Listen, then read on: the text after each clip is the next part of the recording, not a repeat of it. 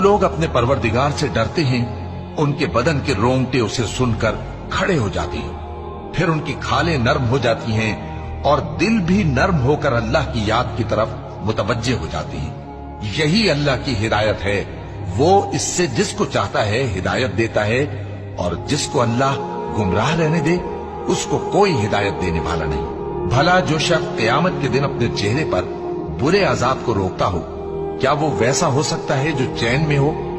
और जालिमों से कहा जाएगा कि जो कुछ तुम करते रहे थे अब उसके मजे चखो। जो लोग इनसे पहले थे उन्होंने भी तकजीब की थी, तो उन पर अजाब ऐसी जगह से आ गया कि उनको खबर ही न थी। फिर उनको अल्लाह ने दुनिया की जिंदगी में रसवाई का मजा चखा दिया, और आखिरत का अजाब तो बहुत ही बड़ा है। काश ये समझ रखते। और हमने लोगों के समझाने के लिए इस कुरान में हर तरह की मिसालें बयान की हैं ताकि वो नसीहत हासिल करें।